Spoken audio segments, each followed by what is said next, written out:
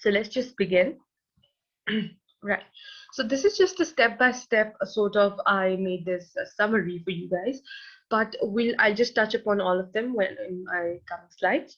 So the OET test dates, like, they're planned for an entire year, right? And you can see all the test dates for the whole year. So obviously, for such international exam, there are lots of students who want to give in your area. There can be lots of people who must have applied. So there's a greater chance that most of the time you don't get the booking that you desire for. You don't get the booking for the particular date you desire for, or the particular test venue, right? So in that case, you need to be sure the test dates for any sort of international exam on the website page, they open at a particular date, and once they open, then only you can book for the upcoming dates, your test and your venue, right? So this is important, that firstly you need to go check your OET website, right? And that is why what you need to do is, you can also practice this at home and just open any of your search engine. Google Chrome is the best one that works best for the OET website. Type OET exam booking and search. I can also do a demo for you in front of you. This is just for the presentation purposes. I have added some screenshots, but I can also do it right in front of you, and I can share my screen with you, right? So when you're going to type this, this is what's going to come. Just quickly, you need to then click on the occupationalenglish.test.org website, and this is where you'll be directed to. So I'm going to share my screen. I'm going to do it in front of you so that you basically don't get confused. Up till now, any confusion? So this is where you'll be directed to, right? But sorry, so OET is offered in 40 countries around the world, and if there are certain countries, or especially the sanctioned state like Ukraine, Iran, and I think North Korea, and there's one more. Yeah, so a few states where Syria, where the conditions are not favorable for them to have a test venue. So OET cannot be conducted over there. So the students who are from such places, they need to go to any nearby country to give the OET, right? Similarly, there are other countries around the world where OET did not have previously their test venues, right? So students were supposed to go to other countries to basically give their test. But what you can do is that when you do booking, obviously you get the whole information right in front of you, that if your country is eligible, if your country has a test center, or you may need to sit for the test in another country. Sorry. Then there are 12 professions under OET. It's specifically, this test is designed for health professionals, right? So the 12 health professionals who can give this test are the following, which you can all see on your screen. I hope it's all visible. So dentists, pharmacists, dietitians, physiotherapists, medical specialists, or doctors, podiatrists, nurses, occupational therapists, speech trainers, speech pathologists, optometrists, vets, radiographers, anybody who's these are the 12 professions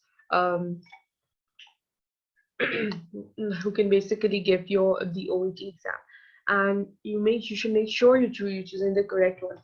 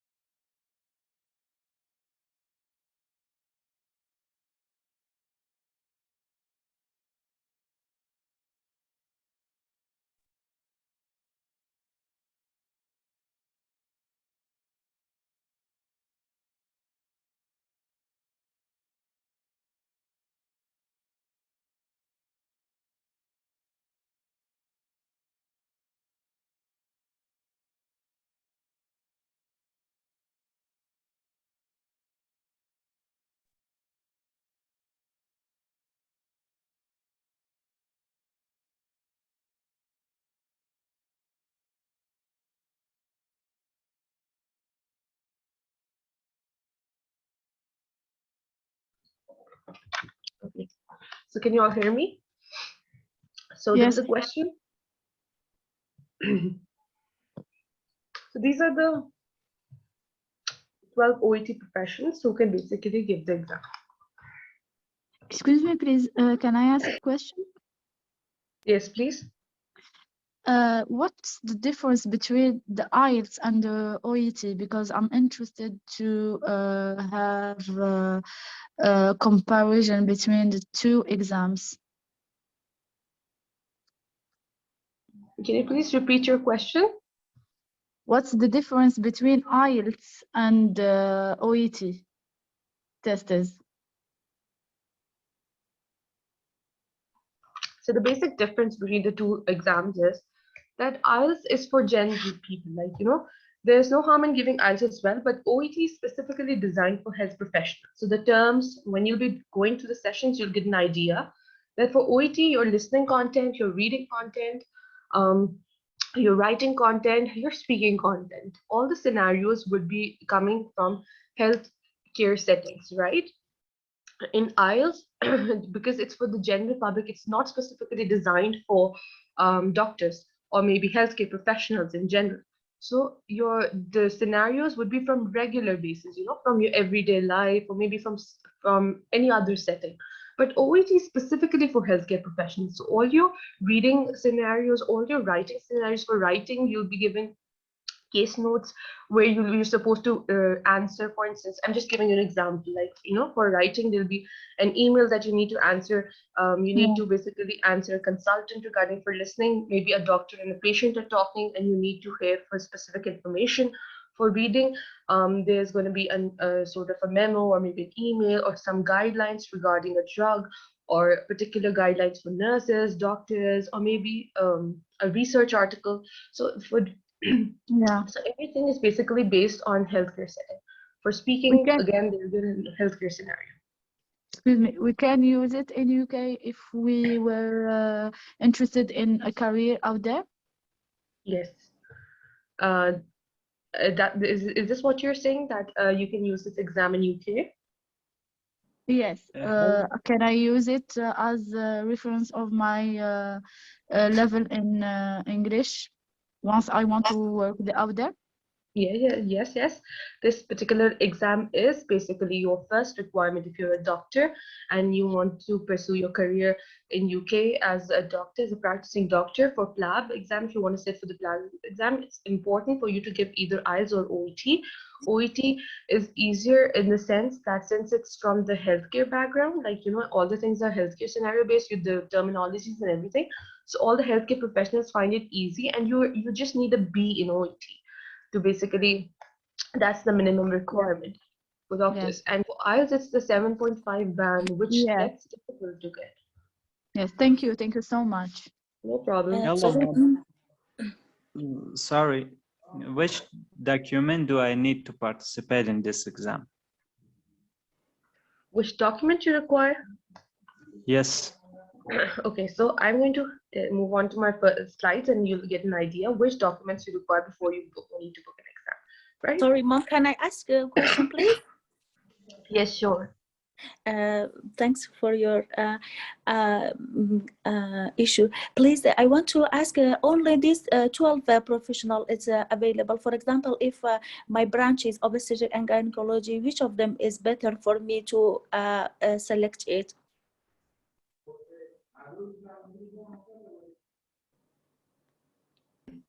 So if you're a gynecologist, right, so you will select medicine. Medicine is better? Okay. Okay. Okay, thank you so much. No problem.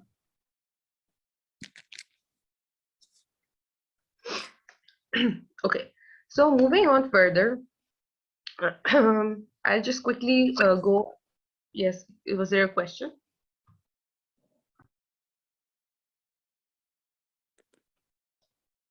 Okay, no question. So this is what you'll be directed to. Once you go to the OET website, there'll be this there'll be something highlighted on the right hand top right corner where you'll see book a test option. When you click on this, you basically see your nearest location. You can just type in your city region. Like my place is Islamabad, so I just typed in that, and this was the nearest location I was getting for the exam. And then you book. You get an option if, for instance, in Islamabad, we have OET on paper option. So that's why this was the one that I was getting. But in some venues, OET on computer is also available, which is a better option. So this is, you'll be directed to this page where you have to add your username, email, and your password. Now, Excuse me, now when you, yes. excuse me, I'm from North Africa, so can I book it as well? You're from North Africa? Yeah. Yes, you can also book it. Thank you.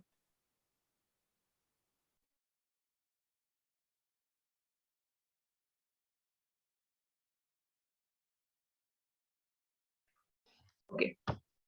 So when you do booking, when you put in your, like for instance, if you're from North Africa, so when you book in your place, like you put in your place, so you'll basically get the list that what venues are available in your country. And then only you can see that which one is nearest to you. Okay, thank you.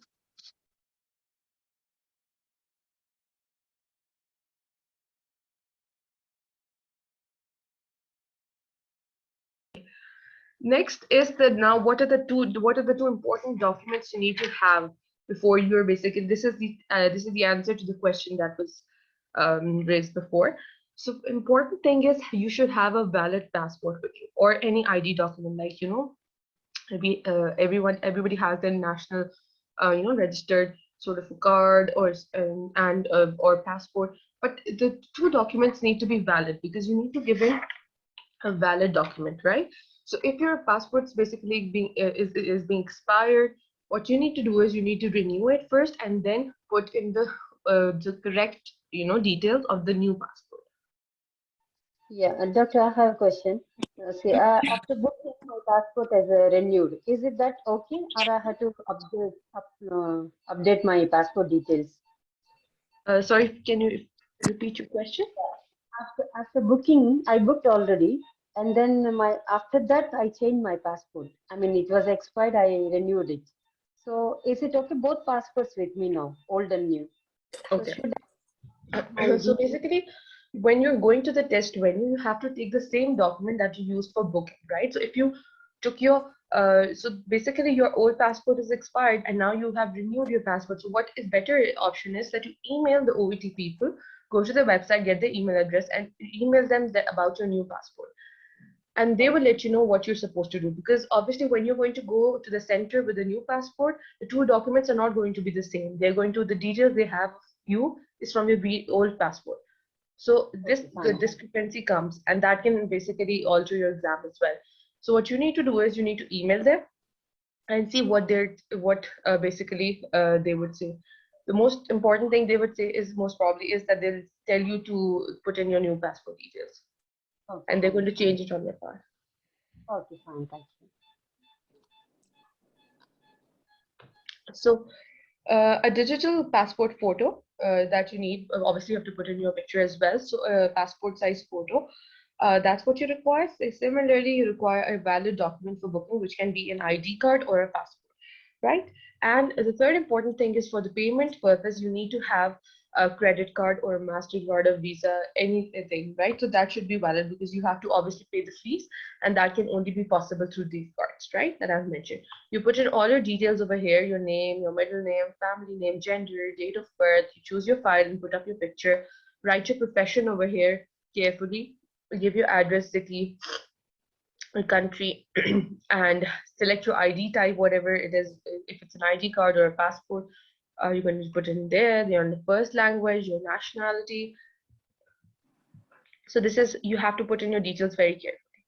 Then after you've registered, you'll be directed to this page, okay, like you can see over here, and then you have to click on the this option on the top, where you can see on the left hand side on the top, you can see this option, apply for the test. So you're going to click on this.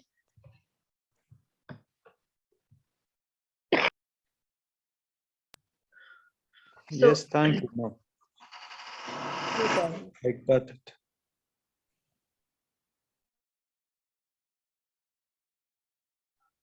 No problem. Then you have basically your after this, you can see your details on the left hand corner, where you can see your picture, your name, your number, your date of birth, and everything will be written there, right? And then the first step would be that you have to select your profession. Over here, you're basically going to choose your profession. Okay, so if you're a gynecologist or any other or a doctor of any other specialty, you will choose medicine. If you're a nurse, you're going to choose nursing.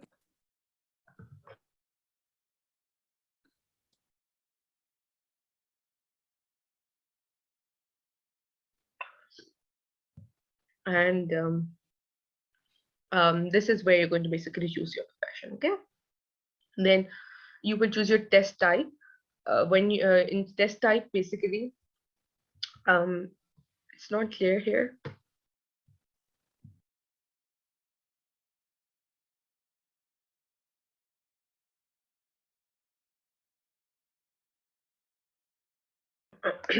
So after you choose your profession, you have test type. So the test type, you have to choose all the 4 subtests. That is reading, speaking, writing, and listening, right? And in the country, you have to choose your own country, okay? And then you move on to the next option. Then after this, you're going to be directed to step 2, which is to select exam date, right?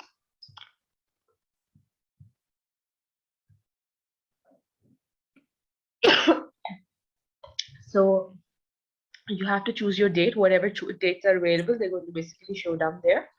You have to choose your date from here, and then you're going to move on to the next option, right? Then there'll be different venues that are going to appear in front of you if you basically follow the steps correctly. So you're going to choose the different venues, whichever venue you think is there you want to choose, you can choose that, right? And if you require any sort of special arrangements, any particular medical arrangements or anything, you can basically choose it, or otherwise you can just select none option. The last step is basically your review and payment for the exam option, right? So all your details are here. You just need to review it. You have to basically, you're not supposed to choose just one date. You can choose basically 3 dates or 4 dates, because obviously it's very unlikely that you get your exam on the same day that you want to, because obviously there are a lot of students who want to give it. So sometimes the centers can get full.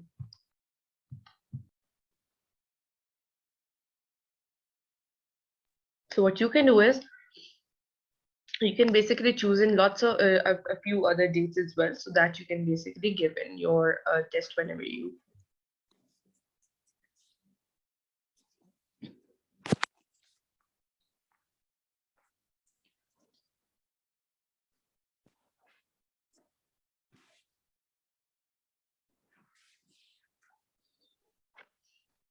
Okay.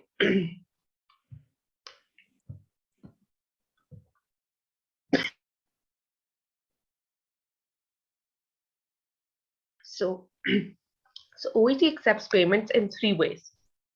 There's credit card option, either a MasterCard or Visa card, bank check, or money order, and you need to mail it to the OET together with your online booking form. Get the OET postal address, and then you can do it. But obviously, this is not very feasible for some. And third-party payment, which is also not very feasible. This is only in cases where the government or department or any organization is basically paying on your behalf. So the most important option is the credit card or the MasterCard or Visa option. So make sure you have the valid card for it,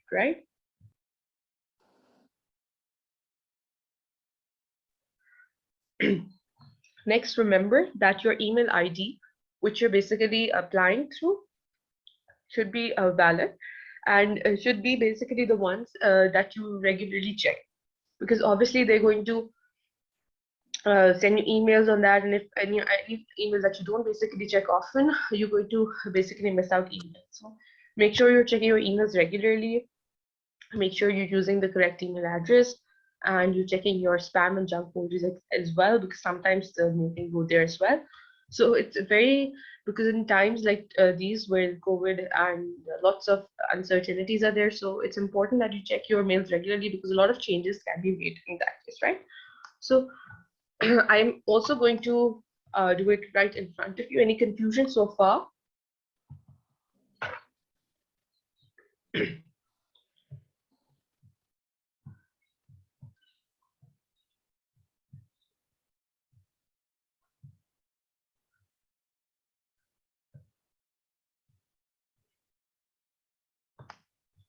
Any confusion so far?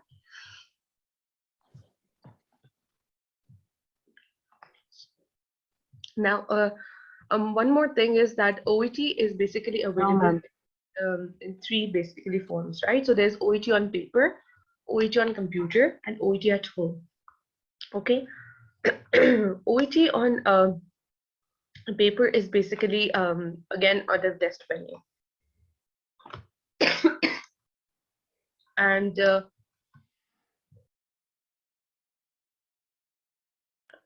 OET on computer is also a test venue, right? The difference between the two exams is that on paper you have to obviously write down your answers in the answer booklet, and you have to use your paper and a pencil, and this is how the things go in OET on paper. OET on computer, you have to type in everything. You should have good typing and computer skills for it, right? And OET at home is OET at home is like on their website. They haven't actually given in which countries people can book OET at home, but for healthcare professionals, easiness and feasibility, they have basically started this new OET at home feature.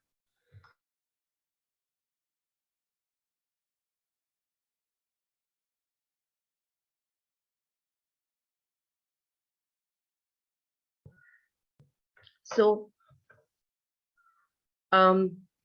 OET at home can also be taken, but for that you need to have special requirements at home. You need to download a few softwares and few things for before which you can basically gain access to OET at home, right?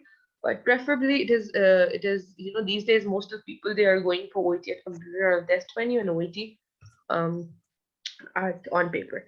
Is there any question? Yes, mom, can I ask a question, please? Yes, please. Mom, if for example, if in our country it's not available the test and date, but for the computer based, it can be apply for it, for example, at home.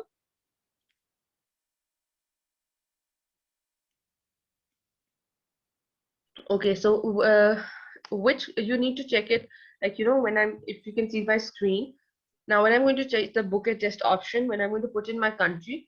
So what country you're from? Iraq. Yeah, I think in Iraq it's not. I think it's not available. It's not available in Iraq, sorry. Yes. It's not available in Iraq, and plus OET at home is also not available in Iraq. That's what I know about, because so it should be present in all of the country, as in those countries that's available for the paper based and also for the computer. It's not exception for it. Yes, so see, if I put in Iraq,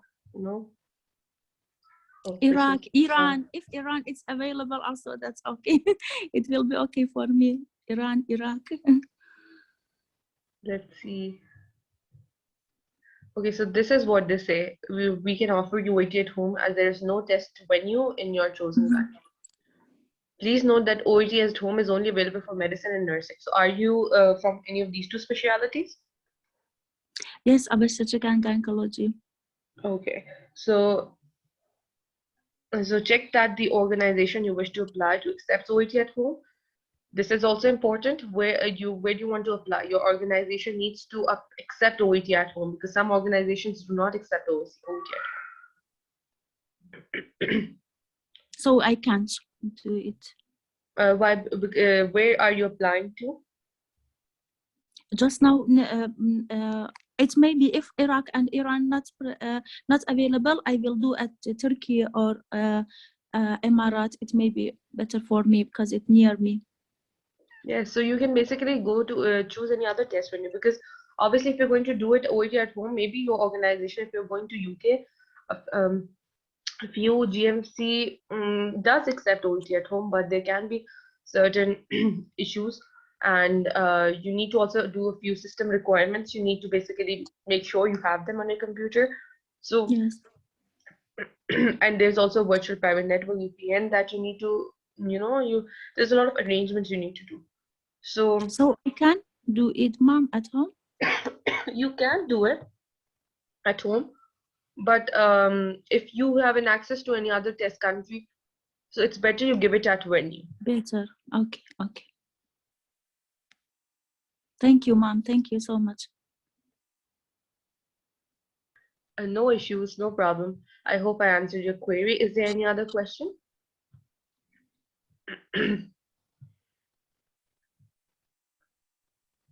So there was a question.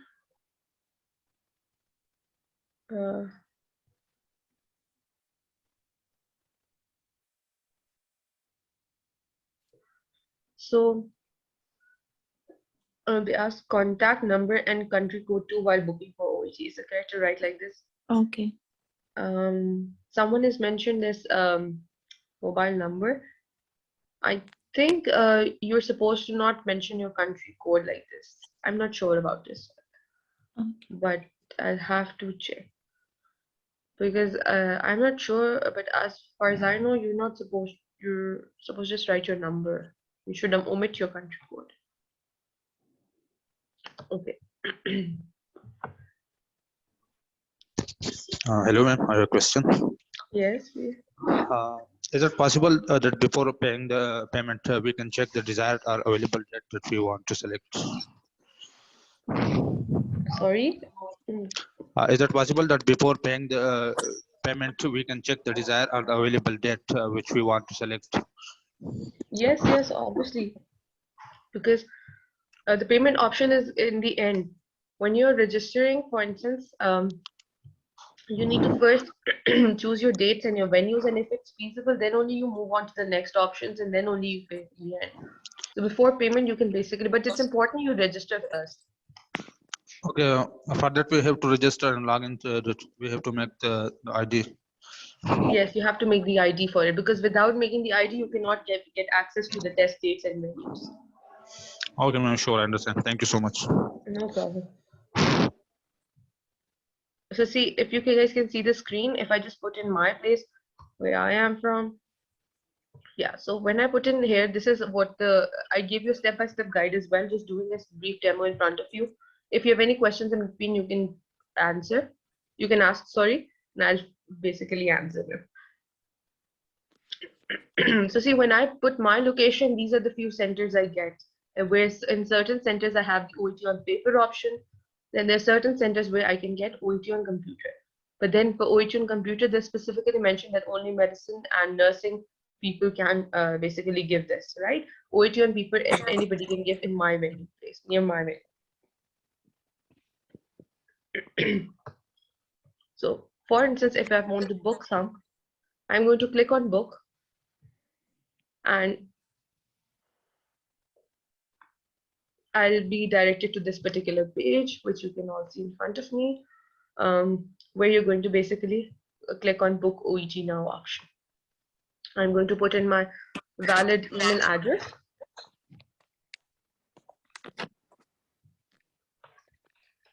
I'm going to put you can put any email address, and you just basically put in your email address over here.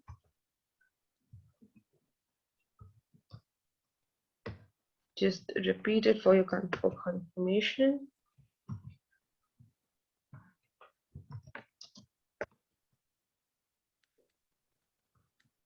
And if, for instance, I want to take the test in Pakistan, so I'm going to write in Pakistan. Right, so this is how you're going to fill your form. And then you read and agree to their terms and conditions.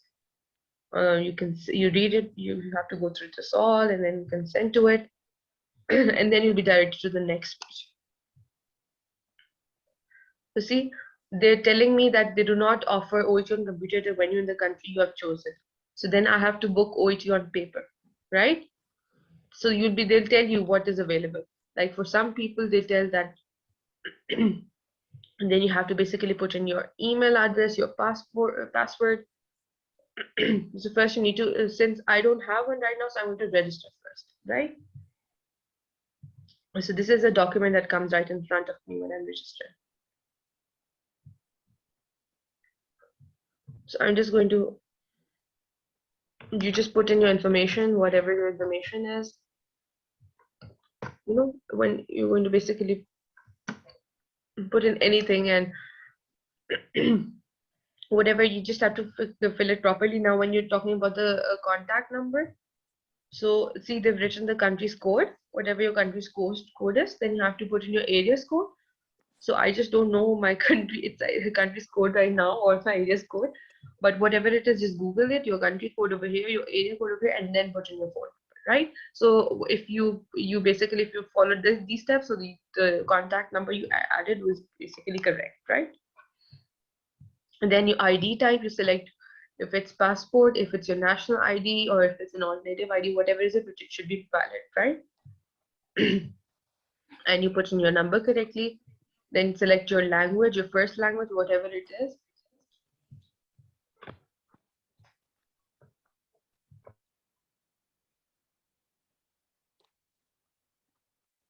Okay, and then you basically put in your email that you basically that is valid, and you then confirm it, and then you basically go on to the next step, right?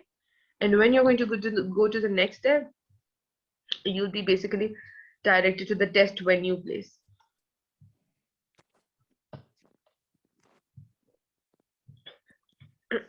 So you'll be directed to this place where you have to select your profession, your country, your test venue. When whatever the dates will be available, they will come right in front of you. Okay. So you can view the dates only if you've put in your correct information and if you've registered and made a proper account. Without that, you cannot basically do it. I have access to it. And review and payment is the last step. So you'll pay once you're done with all of this.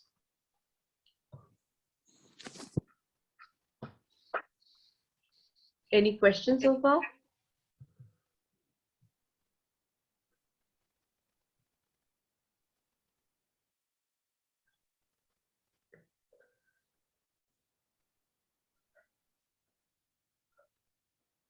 So any questions regarding booking?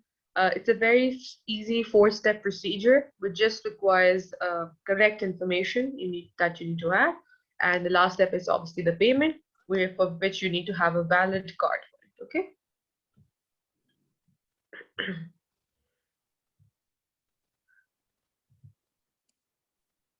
So any questions regarding booking? This exam is, we have, in future, we have, sessions. If you're going to join our course, we are going to tell you step-by-step guidance to, for the OET exam. We'll provide you with the different scenarios that are there regarding reading, listening. I'll be your mentor for the reading and the listening part, and I'll basically take sessions regarding each subtest. Each subtest has basically 3 parts. There's reading part A, B, C. There's listening part A, B, C. Then there is writing and speaking.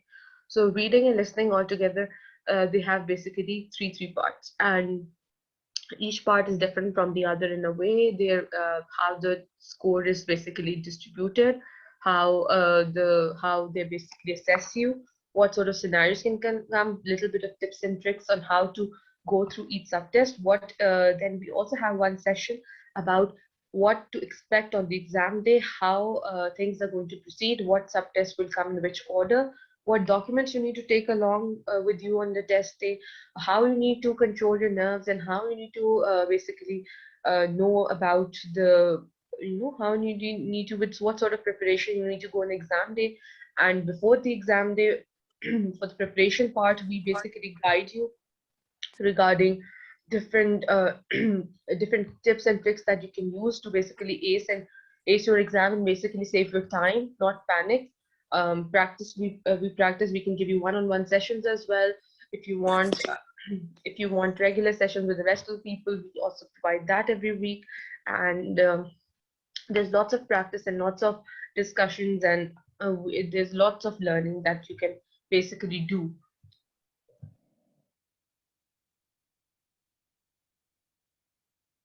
By joining our course, you can do lots of learning.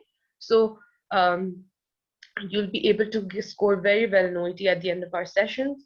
and it's going to be a very good learning experience overall. So I would recommend you all to basically do join our sessions. It'll be a great honor for us if you join us, and we would love to basically help you out in any way that's possible.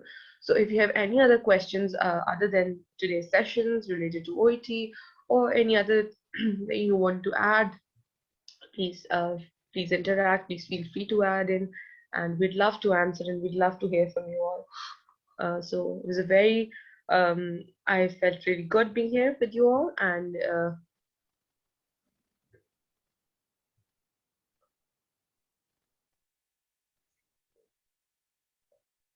so we're going to learn a lot in the end.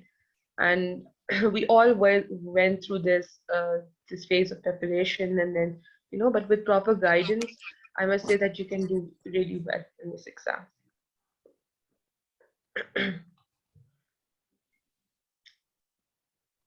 So obviously, if you don't know the basics, or you don't know what to expect on the exam day, you can obviously mess your exam up. So it's better that you just with proper guidance, you can basically do well in this exam. So that's the end of I'll be signing off now. And is there any question? Otherwise, I'm going to give my session to the next mentor. If there's any question, you can ask. Sorry, ma'am. Yes. Excuse me. Do you think how time is required to pass, inshallah, if finished? How many time required do you think? How much time is required? Oh, that's not to be time. Efficient.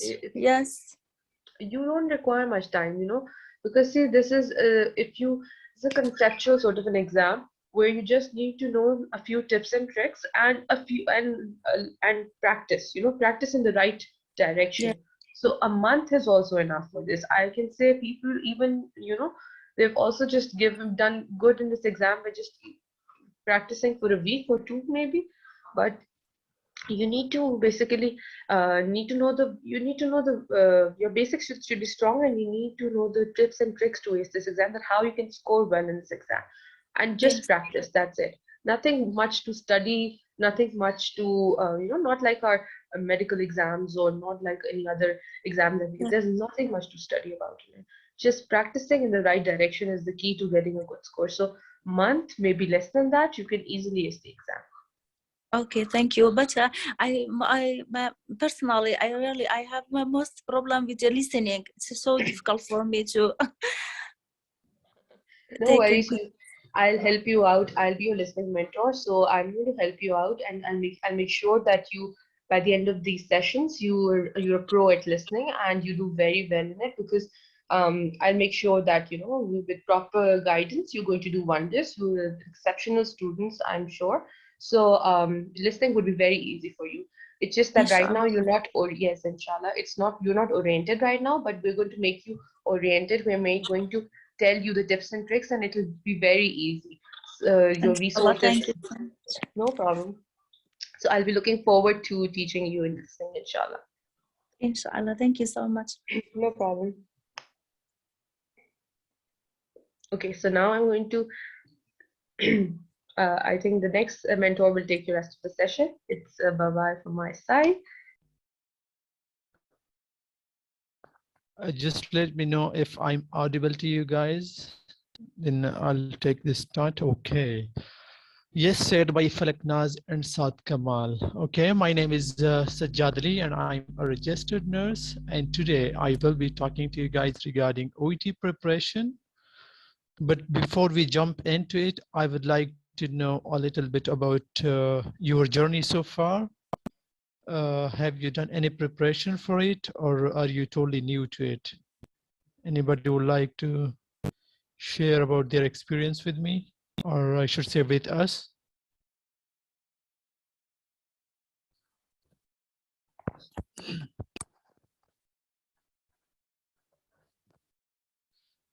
Okay, if anybody would like to share something with me, they can just unmute their microphone and talk to us. Otherwise, we will just jump into this session and we will talk about OET preparation.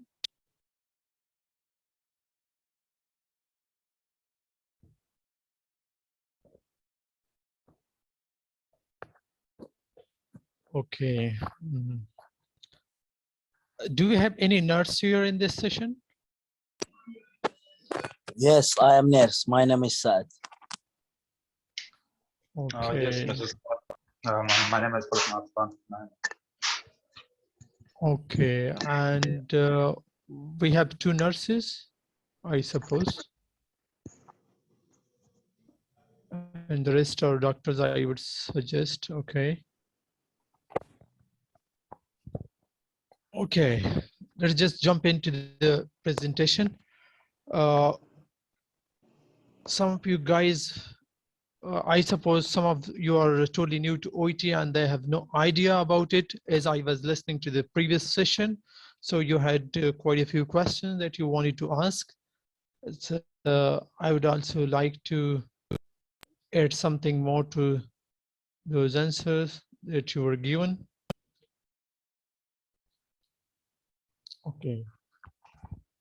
This test is specifically designed for healthcare professionals, as we all know it. It cannot be, other professionals cannot give it. They cannot sit for it, especially those who do not belong to healthcare professionals, healthcare profession. And there are a total of 12 professions, 12 professionals who can sit for it. And this test is recognized by various regulatory healthcare bodies, UK, Australia, New Zealand, and some others. And what they actually do is they check your communication skills from different angles. Like they check your communication skills from one angle, that is reading, the other is listening, the other is speaking, the other is writing. So they actually check your communication skills from 4 different angles. If anybody has any question, you can just ask me and I'll be more than glad to answer your questions.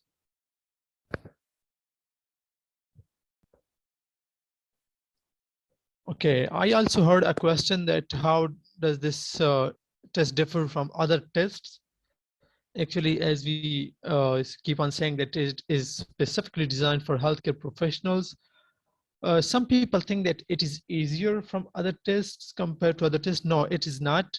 The difficulty level is the same. However, we healthcare professionals find it a little easier because the topics of discussion in this test are all from healthcare settings. They either talk about diseases, they either talk about some medical research. So all the topics that are discussed in it are from healthcare background. That's why you find it easier compared to IELTS or any other English proficiency test.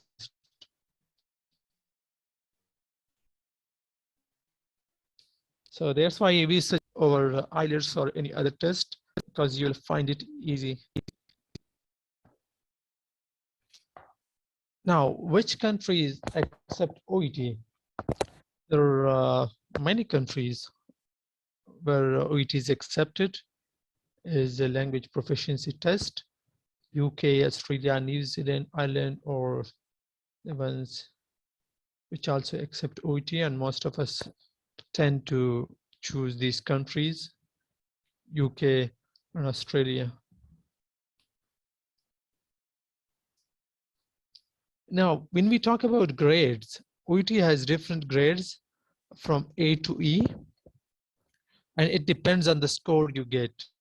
If, for example, if you get a score from 450 to 500, your grade is A.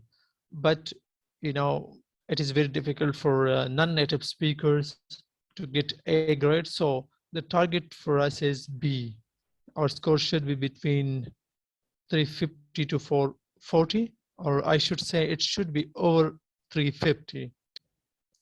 And in some cases for nurses, C+ is acceptable in writing. If you are from nursing profession, if you get C+ in writing, you are still eligible for UK.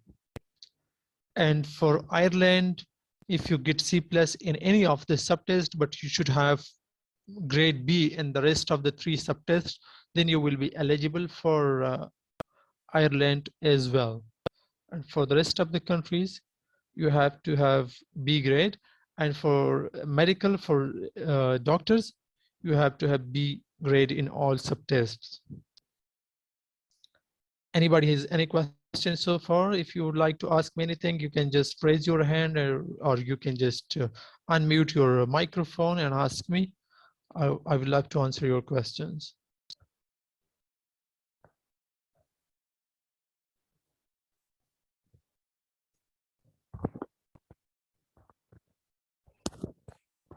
Okay, total of 12 professionals can sit for this test. Nursing and medicine are on top.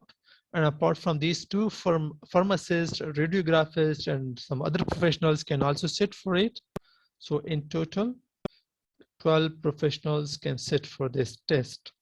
Now, coming to the test, to the contents and to the subtests.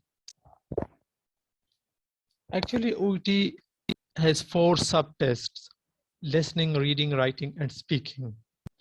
Then in listening, there are subparts. In reading, there are subparts as well. In writing, you will be given case notes to write a letter. It can be either transfer letter, referral letter, or discharge letter. And for speaking, you will be given a role play card in which you will act as a nurse or as a doctor or any other professional.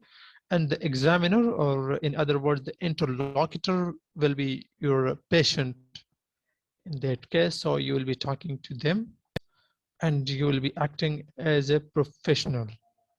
So each of them will be, taught to you in the full course. We'll just give it a touch. Okay, listening and reading is actually same for all professions. Whether you're a nurse, you're a doctor, you're a physiotherapist, you're a pharmacist, you all will see the same test for reading and listening. But writing and speaking are always specific to your professions. If you are a nurse, you will write a letter to any professional from nursing point of view. And if you're a doctor, you will write from medical point of view. Or if you are any other professional, you will write according to that.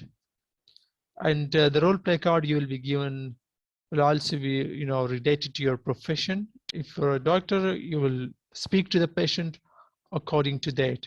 If you're a nurse, you'll speak to the patient according to your profession. And the same is for the rest of professions as well. Now let's talk a little in detail about subtest listening. How can you prepare for it? And what are the subparts of subtest listening? Subtest listening actually has 3 parts, A, B, and C. Now, part A has 2 extracts.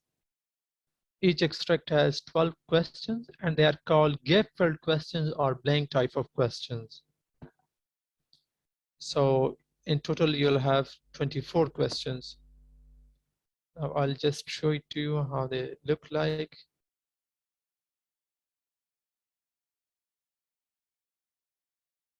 Okay.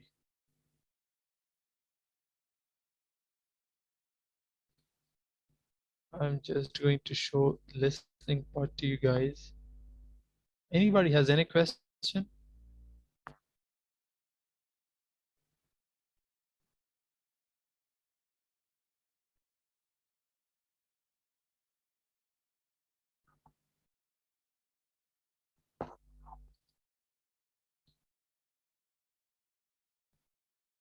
Can you guys see my screen?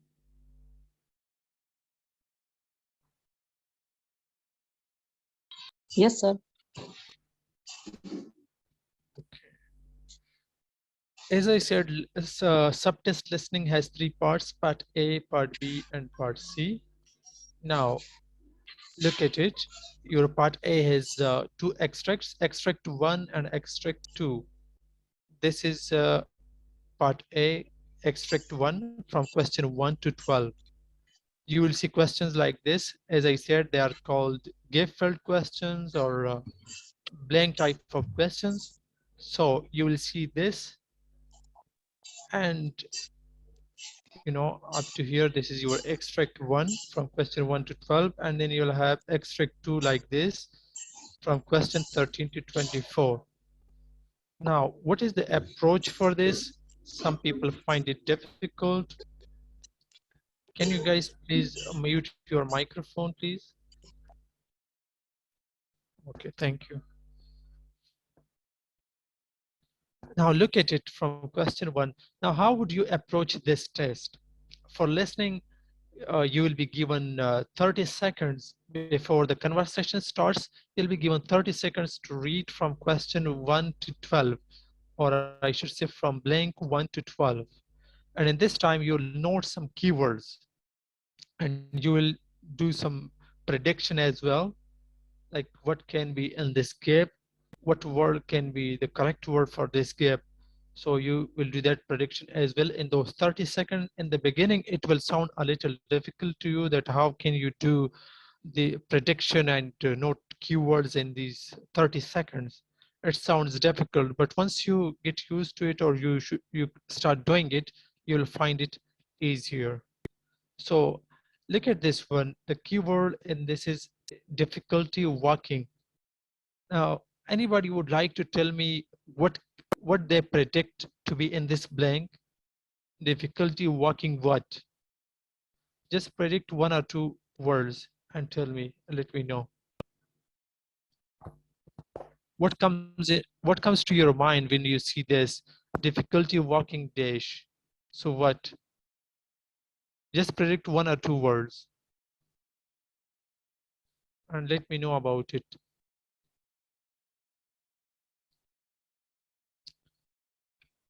Anybody has any prediction for this?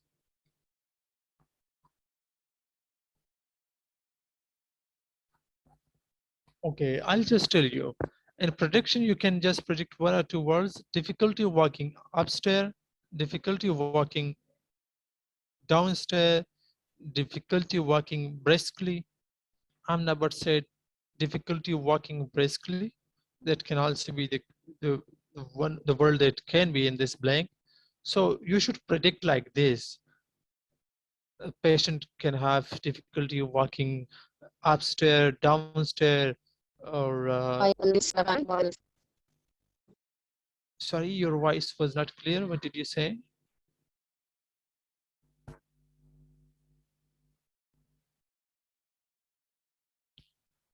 Okay. Now, when you listen to the conversation, they will not say the exact words. Like, it is not necessary that they will say, I'm having difficulty walking downstairs, often becomes short of breath, breathlessness has increased. No, they may not say these words. They will use synonyms for it. For example, they will say, I'm having trouble when I walk upstairs. So you should note these keywords and the synonyms for it as well. You should listen for the synonyms as well. And I would suggest you that you should focus more on the patients and the conversation of patient, what the patients speak, rather than focusing on the conversation of professional. Most of your answer will come from the words of your patient. So you should focus on the patient's word, and I would suggest, I would say 95% of the answers will be from what the patients say. So you should pay a very close attention to the words of patient. Now, as we know that the patient has a respiratory problem, like from the whole of these questions, and you'll also be told this to you in before this conversation starts. So you should also know the words related to respiratory problem. For example, look at option number 2 or question number 2, sounds like dash. So what can be in this blank? Just predict 1 or 2. Sounds like dash and has not improved. And keep in mind that the patient has coughing and wheezing. So what can be the sound? Anybody has any idea?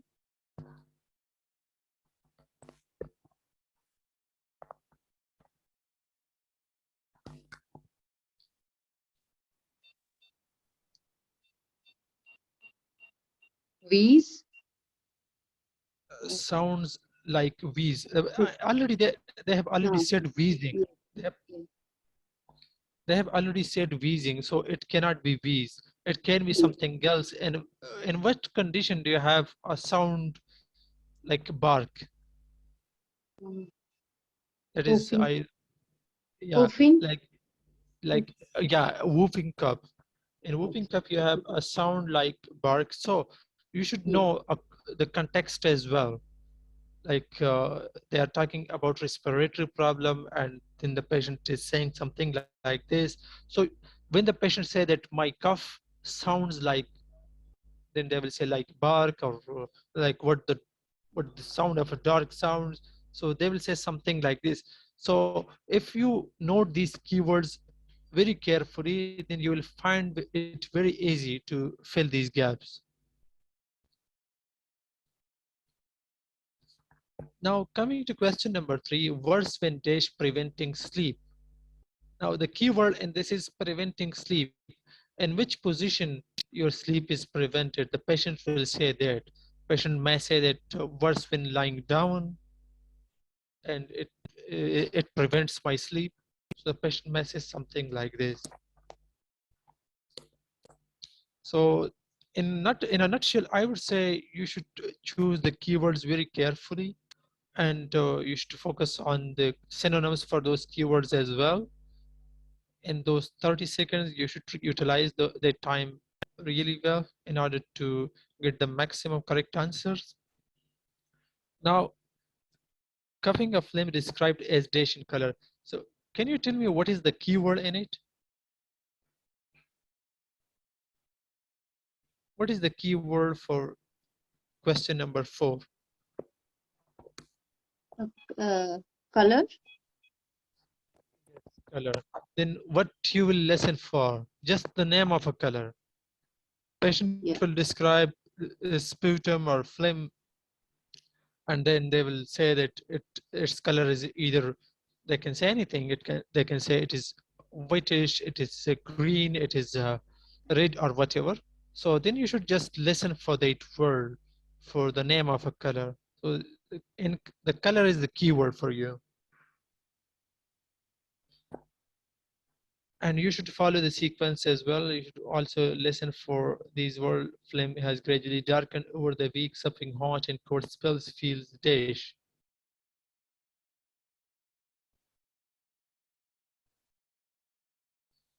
So if we write an extra word with a correct word, e.g. I write coughing and sneezing in a blank, but correct answer is only coughing. That will be correct option or right. No, you should not write extra word. That will be considered wrong. If you make a spelling mistake, that's okay. If it is a minor mistake, and as long as it does not change the meaning of the word, it's okay. For example, if you spell something wrong and it gives a different meaning, again, that will be considered wrong, and you should not write extra things in it. Like, it's a totally different scenario if you write coughing and sneezing instead of just coughing. So you should just write what you hear, and try not to write extra words in it.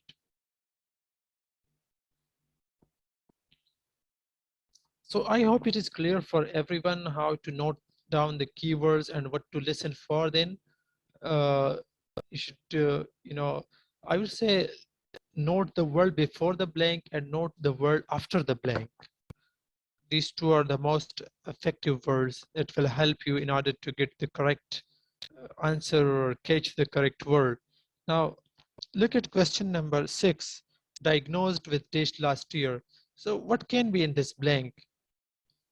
You should know it can be a name of a disorder. It can be a name of a disease, because it says diagnosed with dash last year. So you should just listen for the name of the disease or the name of the disorder and then write it down.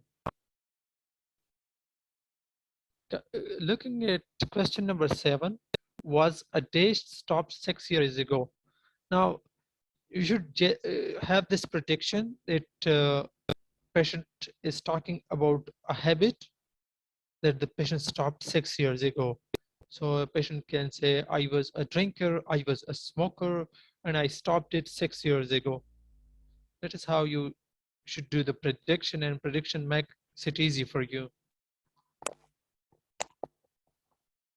Once you finish this, after question number 12, you will move to extract 2, and again you will be given 30 seconds to read from question 13 to 24.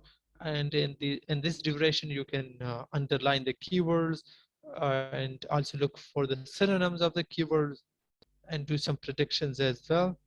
And you will find it easily. Your listening, more 60% of your listening depends on your part A. If you manage to get 20 or 22 marks in part A, it will be really easy for you to get 30 marks in your listening, because in reading part B, you can easily get 4 answers correct. And for example, in part A, you have 22 score, and in part B, you get 4. You have total of 26 score. And in part C, you have 12 questions left, for which you can easily answer 4 of them correctly. So you'll easily get 30 score. So I would suggest you to master listening part A, practice more for it. And there are different strategies to it. There are different approaches to it. And they all will be discussed with you in the full course, because the time will not permit us to go into the detail. So we have a very good team of professionals. I would suggest you to join our course, and everything will be taught to you in detail.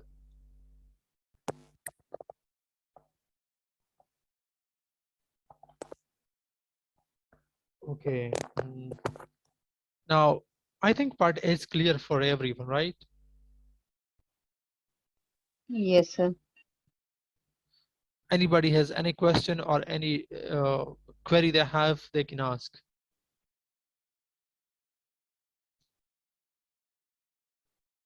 Now, coming to part B actually has 6 questions. I'll just show it to you how it looks like. This is how your part B looks like. Question 1 to, it is called multiple choice question. You have 3 options, and you listen to a conversation, and in that conversation you will be looking for the answer of this question.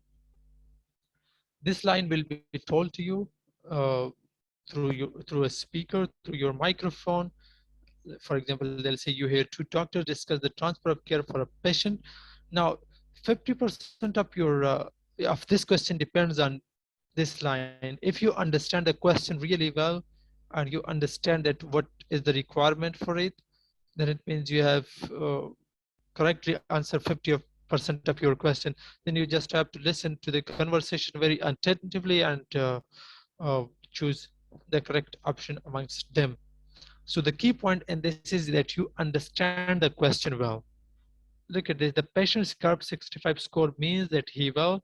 So if you don't understand the question, then it means you will not be able to choose the correct answer. But if you understand this, you understand this question really well, and then pay a very close attention to what they discuss. And then look at the options and choose one of them. Keep in mind that you should not be distracted by the distractors. There will be, maybe in their conversation they will discuss all these 3 options, so you should not be in a hurry to choose one of them. For example, they may say that CARB 65 score means that the patient should not be transferred from the emergency department. So some people just jump into the answer. They say that, okay, I have heard about emergency department and I heard about CARB 65 score. So they just in a hurry choose the question, choose option A, which is not correct, because actually they said in the conversation that CARB 65 score means that the patient should not be transferred from the emergency department. So you cannot choose this one. Or they may say that the patient's CARB 65 score means that the patient should not receive additional treatment or medicine. So again, you should not jump into the conclusion. Again, it goes against option B.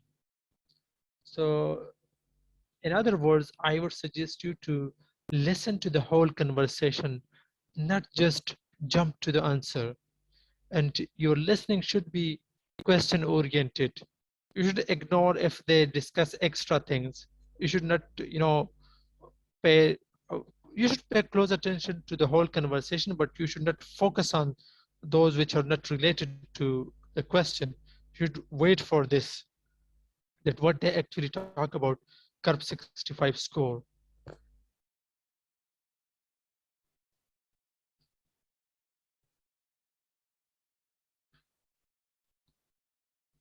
Is it clear, or would you like to ask any question?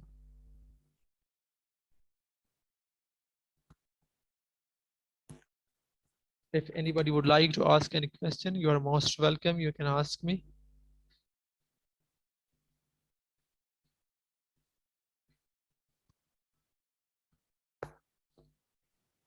Okay. If you look at question number 26, again, this line will be told to you, and uh, then you will hear a conversation between a pathologist and wife of a patient. So you will be, this line will be told to you. You hear a speech pathologist talking to the wife of a patient who has recently suffered a stroke. What does she want to know about her husband's condition? So again, key point in this is to understand the question, read it very well and understand it.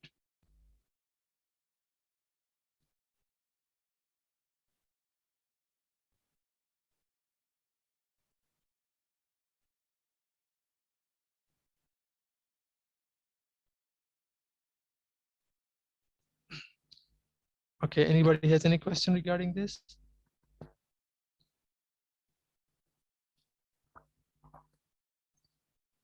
So again, what you need to do is you need to understand the question, then listen to the conversation. That's how you prepare for it, for part A and part B. And again, you should do at least one task from each subtest on daily basis. If you ignore, even if you miss one day, the next time it will look like a totally new test for you. So again, I would suggest you not to miss any day. And there are different strategies to it, how you should approach this question. It does not mean that one strategy would work for everyone. What I discussed with you, it doesn't mean that it will work for everyone.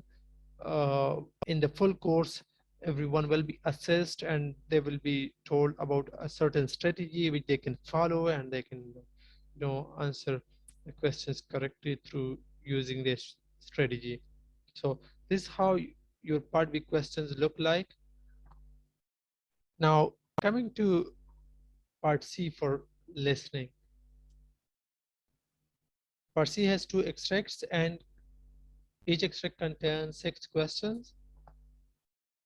In total it has 12 questions. It is the most difficult part of listening because it needs a very, okay, somebody has it. Okay, can you hear me now? Can you guys hear me now?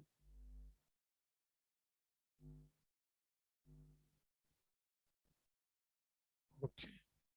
Yes, we can hear you.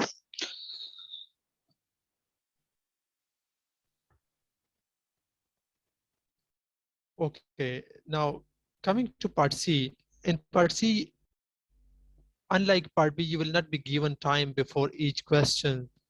There will be a continuous monologue or dialogue, and you'll have to answer 6 questions directly from that. So you'll be given 90 seconds to read from question 31 to, I would say, extract 1, question 31 to 36. And in these 90 seconds, what you need to do is to understand each question well, understand the question, right? Underline the keywords, and then maybe underline keywords in the options as well, and then move to the next question and underline the keyword in the question. Understand the question very well, like during, let's say that during the onset of meningitis, many patients, so onset of meningitis is the keyword, then you should underline this. And when the conversation starts, you should, your listening should be question oriented. And question number 32, again, college students, meningitis common in college students is your keyword. And maybe in the options as well, you can underline some of them. So you should approach part C like this, and this will be a continuous dialogue or monologue in which you will not be given too much time for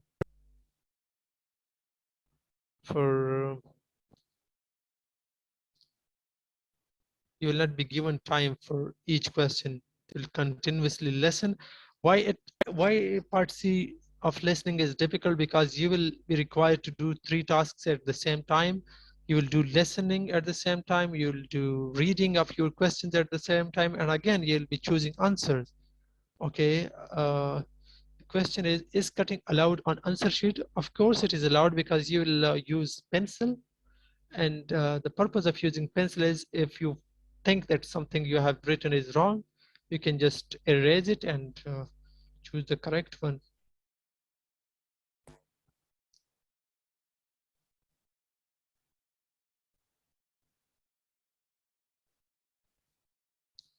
So this is how your part C is.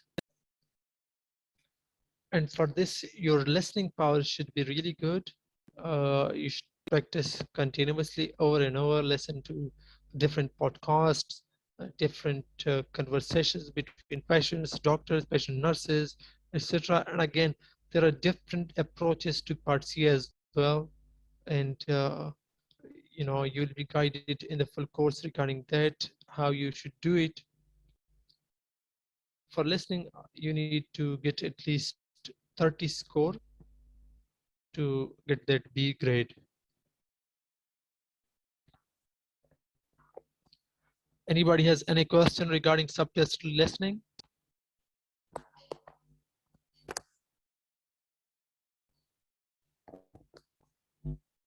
If you guys have any question, you can ask me. Yes, Mr. Sad, I have a question regarding part A. Yeah, go ahead. When we are writing the exact answer, they are just moving too quickly. So is this necessary that we can spell it correct, or it's not? Okay. You said that when you do listening, should you write the exact correct spelling, or Exactly, if should we it write is the exact spelling? Sometimes it's the answer is too quite lengthy. So when we write the exact answer, they just move on to the next question, and we missed the question at the time. So is it necessary to write exact spelling and the correct spelling? Okay. First of all, you should not write it wrong on purpose. In case you don't know the correct spelling of a word, maybe for example, if you miss A or E in it, or any other letter in it, it's okay, as long as it does not change the meaning of that word, or as long as it does not, you know, change into a different word. For example, I'll just give this example. For example, sitting. One is S-I-T-T-I-N-G, the other is S-E-T-T-I-N-G. So, if you, instead of I, if you write E, the word is completely changed. So you should avoid this. And in other words, if you, for example, write a letter wrong in it, it's okay. The answer will still be considered right. But I would again suggest you not to ignore a word or write it wrong by any purpose. You should try your best to write it correctly. Okay, but sometimes the answer is quite lengthy. So when we write it, so at that time they move to another question, so we can miss the second question at the time. That was my concern. Okay. Actually, in real OET, it's not like that. Actually, they have, they monitor everything, and they also check their answers, whether it is too long, will the participants be able to write them down in that given duration. So real OET is not something like that. I don't know what you are practicing from. If you are practicing from something that is not related to official OET, that's all right. But in real OET, things are different. Okay, thank you. Another question is, can we write abbreviations instead of whole word? Depends on what your patient or the professional says. For example, if they say STD, you can write STD. If they say sexually transmitted disease, then I would suggest you to write the whole word. Again, depends on the abbreviation, whether it is popular or not. Can everybody understand it? Sometimes people make their own abbreviation. So I would suggest you to avoid that. But if it is too common, like for example, STDs, it's common. You can still write it. Diabetes mellitus. Yeah, you can write it. You can write it. It's common. But again, if time permits you, I would suggest you to be on the safer side, just write the full word.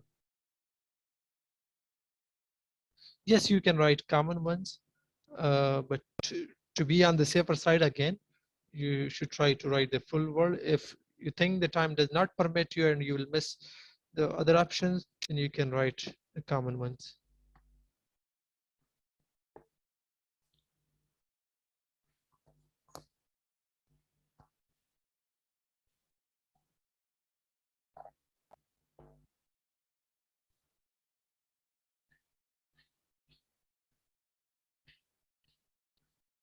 Okay, and now coming to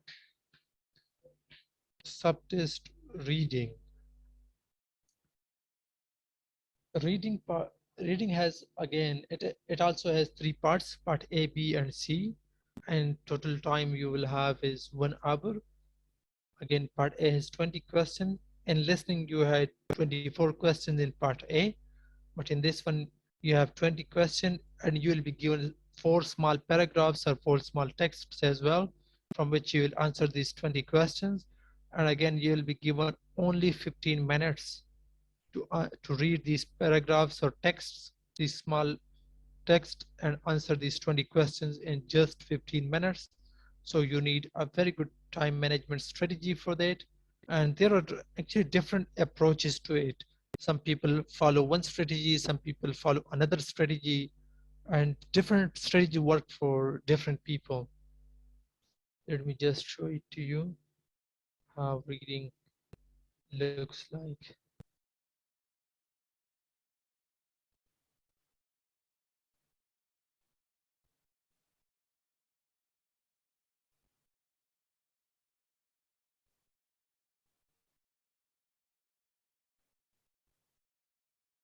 Okay, this is how your reading part A looks like. As I said, you'll be given 4 small texts or 4 small paragraphs. In those texts, there can be a table or graph or whatever, like this one. Look at this. This is your part A, text A. In reading part A, this is text A. You have text B. This is text B, and you have text C, text D, and at the end, this is text D. And at the end, you have these questions from question 1 to 20. You have all these questions, and from 1 to 6 or 1 to 7, some questions are like this, in which you can just write that where does this information come from. In this one, you can just write A, B, or C, or D from whatever text the information come. Look at question number 1: relaxation technique for those suffering from an asthma attack. And which text can you find information about? So in this blank, you can just write A, B, or C. Then from question 7 to 12 or till the end, in this one, you can just write the words that are found in the text. So in listening, you could make spelling mistakes. The answer can still be considered right, but in reading, you cannot make any mistake. You should write the exact word. Even if you make a small mistake, like instead of I, you write E, your answer will be considered wrong. Because in this case, the word should be completely copied from the texts. You are not supposed to write anything from yourself. Like, for example, in this one, if you write, patient may find breathing exercise beneficial. So exercise beneficial, you should write the exact word. You should not change anything in it. Even if something is right in capital letters, you should write it in capital letters. If something is in small letter, you should write it in small letters. Now again, how would you approach these texts? How can you manage to read them all in that short duration in 15 minutes and then answer those 20 questions? Again, you need a good strategy for it. And there are 2 to 3 different approaches to it. And each of them will be discussed with you in the full course. How can you approach it? And once you learn those strategies, you can read all these 4 texts in less than 1 minute or maximum of 2 minutes. You'll find them easy.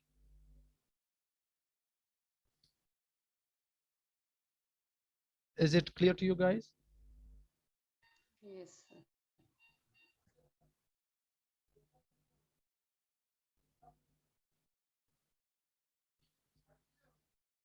Okay. Sometimes people spend too much of their time here. This they read everything in detail. So how would you approach this? Establish the severity of an acute asthma. You should just read this. You should read the title of the text. Establishing the severity of an acute asthma attack. You should underline this and maybe look at this for less than 10 seconds and then suddenly move to the next one. And don't forget the bullets as well. Then suddenly move to text B and note this one, lung function test in asthma. Then read this bullet, peak expiratory flow rate, spirometry. So I would say it will take you less than 10 seconds to read this text, just the headings, and then move to the next one, and then to the text D as well. And once you get to the questions, you should not start from question 1. You should start from question number 7 from this one. Ignore these because if when you answer from question number 7 to question number 20, you will automatically know answer to these questions. You will automatically know that where does this information come from. So you should start from question number 7, and in some tests you should start from question number 8. And you have just written the title or the headings in those texts. So to understand how severe asthma attack is, you should know that where does this question come from. So you should go straight away to the text and find answer to this question. Dish must be measured in addition to beef. So this is how you should do it.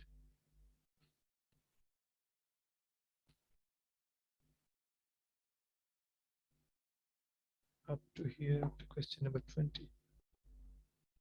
Now again, coming to part B. In part B, you have 6 questions, and with each question you will be given a text from which you can answer the question. Again, it's a multiple choice question. The approach to this should be, you should read the question and understand the question. The notice reminds staff that patients who are dying. So once you read this question, you should ignore the options and go straight to the text and find answer to this question in the text by yourself. For part A, you have 15 minutes, and for part B, you have collectively for part B and C, you have collectively 45 minutes. I'll show it to you here.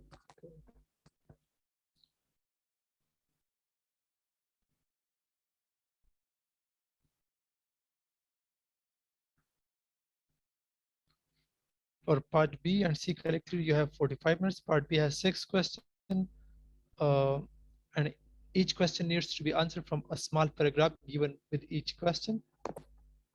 And you'll have 3 options from which you should choose the correct option. Look at this. You have this question, you have this text, and you have these options. So what you need to do is read the question, go to the text, then come to the options. Sometimes people read the question, then go to the options, and then go to the text. So you'll get confused. Instead, you should go straight to the text after reading the question and find answer to the question by yourself, and then come to your options and match these options with the text and with the question, and you can choose from it.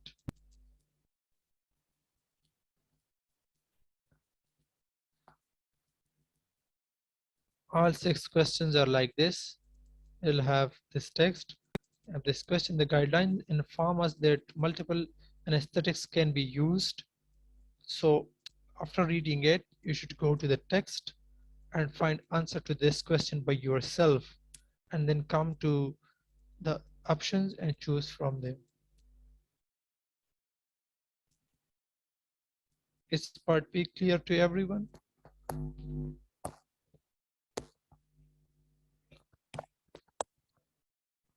Anybody has any question regarding part B reading?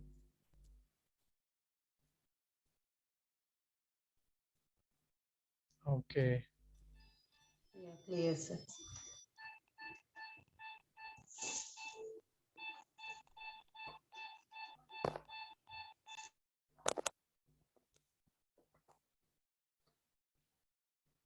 Now coming to part C. In listening, you had more questions in part A, but in reading, your test depends on your part C. How will you perform on it? Again, you should perform on part A, part B as well, but you should perform really good on part C because you have 16 questions in it. And again, you have 16 marks in it. Part C has 2 extracts, each containing 8 questions, and you'll be given 2 texts, 2 long texts approximately containing 800 words.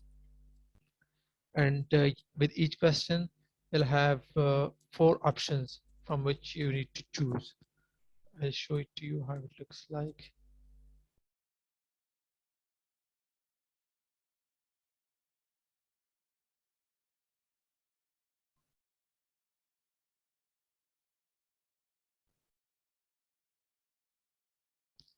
Okay. As I said, you'll have 2 texts, 2 long texts.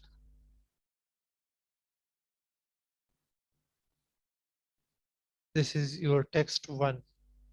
Look at these paragraphs. This is a long text, roughly containing 800 words.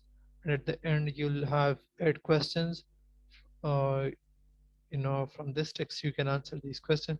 So you should not just go to the text and read from paragraph 1 till the end. It will just waste your time. Okay, so you should not waste your time on reading all those paragraphs. What you need to do is come straight away to the question, and in each question you will be asked about the number of paragraph. For example, in this one, question number 7, it says the first paragraph explains that stress. Then you have these options, so you should not read these options. What you need to do is read the question, go to the first paragraph, and find out what that paragraph explains about stress, and then come to the options and do exclusion in it as well. Compare each answer with your question and with the paragraph, and then choose the correct answer from it.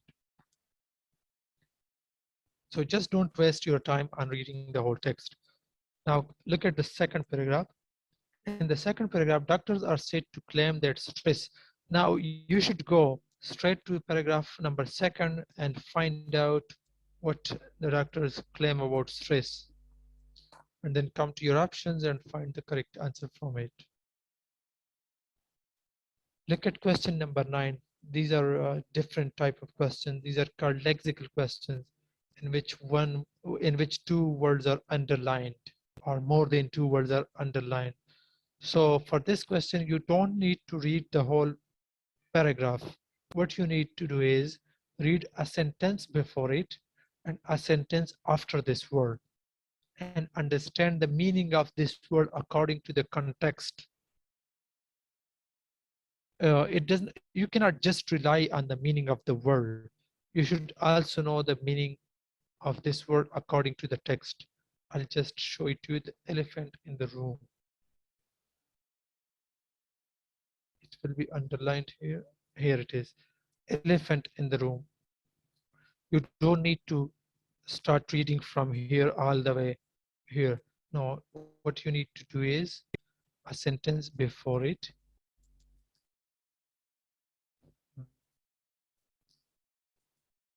Like from here, 25% of junior doctors. This is a sentence before it and a sentence after it. Particularly with junior staff who may feel unable to voice concern. So what you need to do is to read a sentence before it and a sentence after it, and understand the meaning of this word according to the context. Then you can answer the question. This is how your part C is. And the second extract is also like this. This is how your, yes, this is text 2.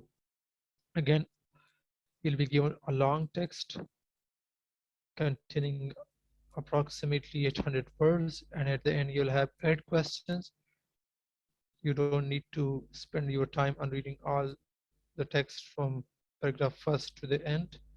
What you need to do is just come to your questions and read your questions and go to that specific paragraph and find answer to that question. Anybody has asked any question regarding this?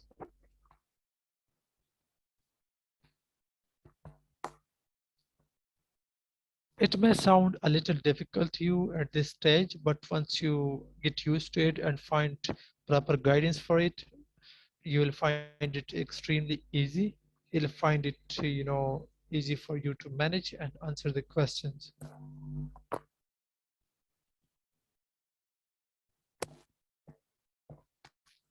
Is the subtest reading clear for everyone?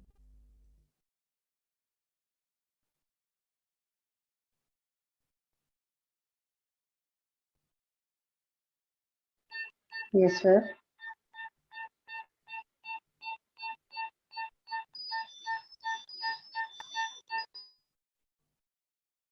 Okay, now coming to the writing. In writing, we have 3 types of letters: referral, discharge, and transfer, and each letter has different formats. For writing, you will be given case notes regarding a patient, and have to write accordingly to a professional. You will be given detailed case notes regarding a patient, and a task will be given mentioning what type of letter to write. And you have to write from 180 to 200 words. Your letter should not be too lengthy, and it should not be too short as well.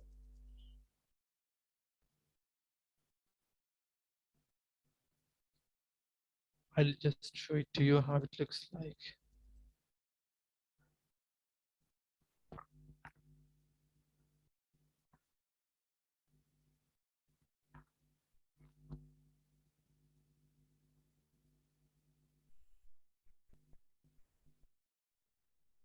Okay. These are the case notes. Look at it. You are a nurse. This is for nurses, and again for doctors. They will also have case notes like this, but they'll write in a different way. You're a nurse conducting a nurse home visit as a part of routine follow-up. So these are the detailed case notes regarding patient. What you need to do first is just go to the writing task at the end. This is your writing task. You should read this first. Using the information, the case note, write a letter of referral. Again, you are told. So this is a referral letter to the emergency department consultant on duty, outlining the case and requesting urgent assessment and management for pericarditis. Address the letter to emergency department consultant on duty, Newtown. So what you need to do is read this task first and understand what is the requirement. This is a referral letter, and to whom you are writing, emergency department consultant. And what type of letter is this? This is urgent referral. Like if you look at this, requesting urgent assessment. So this is a referral letter, but urgent referral. So in referral, we have 2 types of referral. One is routine referral, the other is urgent referral, and both have different format of writing. I'll just show you how it's written. This is a very standard letter.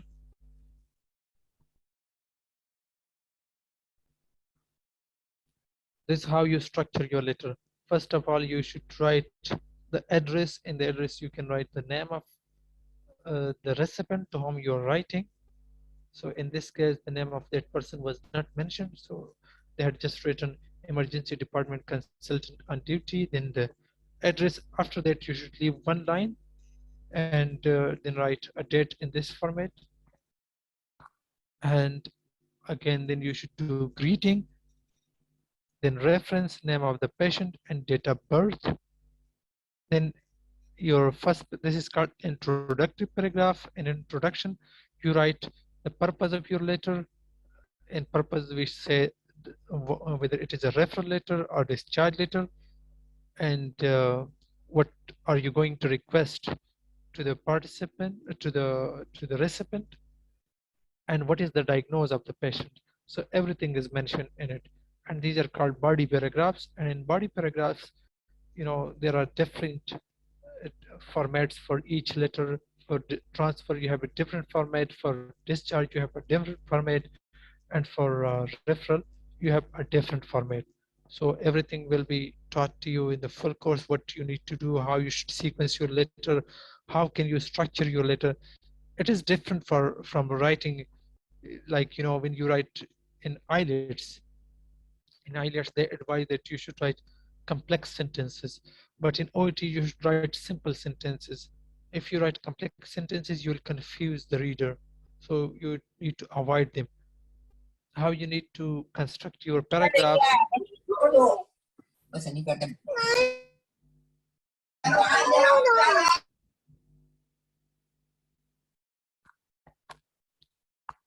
Okay. Also at the end, this called closing paragraph. If date not given, which date has to write? Obviously, you will be given a date, but if a date is not given, you will be told, assume today's date is this. You will be told, like, I'll just show it to you.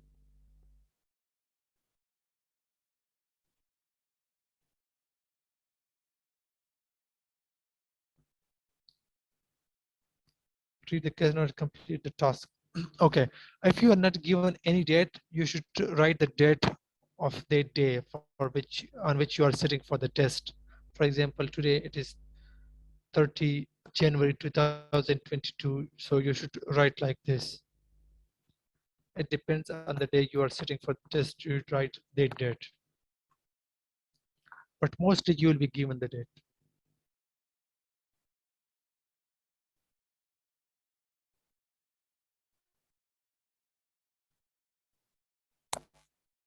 Anybody has any question regarding writing task?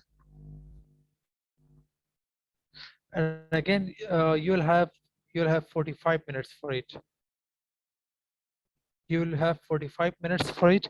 In the first 5 minutes, you will just read your case notes. You cannot write anything in those 5 minutes. You are not allowed to do so. And then in the rest of 40 minutes, you can write down whatever you want.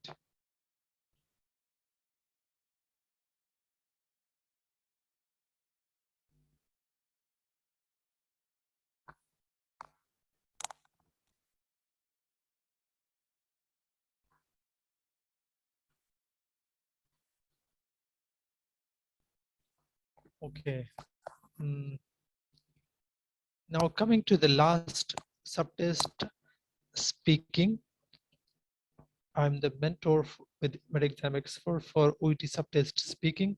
So I'll talk to you about this as well. In listening and speaking, you'll be given 2 role plays, and total of you'll have 20 minutes. 3 minutes for warm-up questions, 3 minutes for reading each role play card, and preparation 5 minutes for each role play. So you'll be given, when you enter the room, your identity card will be checked, and then the interlocutor will introduce themselves to you.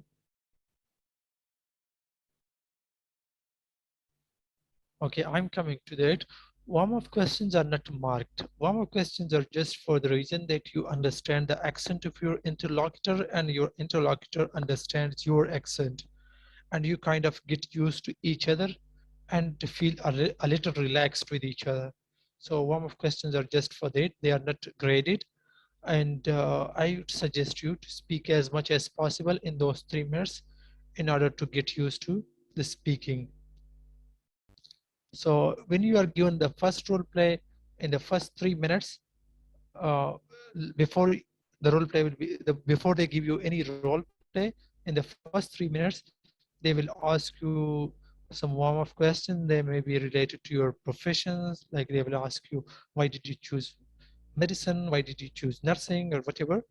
And why do you want to go to UK? Why do you want to go to Australia? All those questions. Don't worry about it. You can speak as much as possible in this duration. And after that, you will be given a role play card, and you'll be given 3 minutes for reading that role play card and prepare yourself for the role play.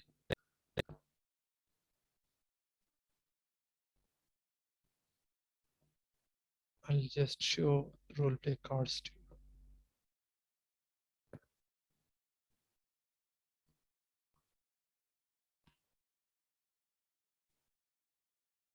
Okay. Examiner for speaking are foreign or local. Depends on the country you are sitting for the test. In Pakistan, they are local. And in other countries, again, they'll be local.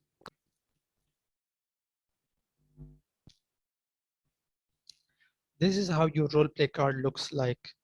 And your patient, the interlocutor, will also have a role play card. This is for your interlocutor. They'll have this in front of them, and you'll have this one in front of you. What you need to do is, in those 3 minutes, first of all, you should look at the setting that where you are doing this role play, because in your introduction, you will mention this, and then you should read the details of the patient. You should really read it carefully and understand what it says. Then these are the tasks, these are the questions that you will ask to the patient, to the interlocutor. So again, you cannot just ask it right away, like literally you cannot ask like this. No, you cannot repeat these words. You should ask it in your own words, in simple words. Sometimes you'll have different complex terminologies mentioned in it, like in this one, surgical debridement. Maybe the patient will not understand this. So you should explain these things in simple words. And again, there are different ways for it. It is not this straightforward that you'll just speak and complete these tasks in those 5 minutes and everything will be done. No, there are, in speaking, you have different approaches and they assess you from different angles. You have clinical skills, you have linguistic skills, and each of them have subparts as well. So you have to meet all of them in order to get B grade in speaking.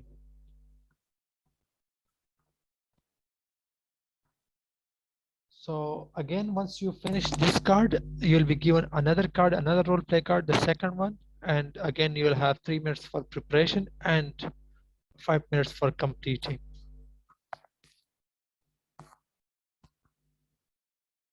This is how you do OET preparation. And this was all about the subtest. If anybody has any question, you can ask. I'm here to answer your questions.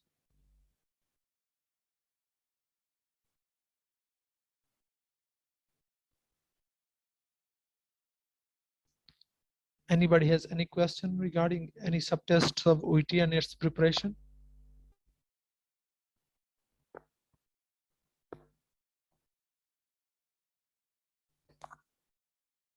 Okay, before we wind up, I would suggest you guys to subscribe to our course, and we have a very competent team of OET professionals who will guide you step by step, and they'll really help you in order to achieve your dreams and pass your OET easily. Mr. Falaknaz, you're welcome. And anybody who wants to join our course, they can contact us in the chat section right now as well, and they can reach us through WhatsApp.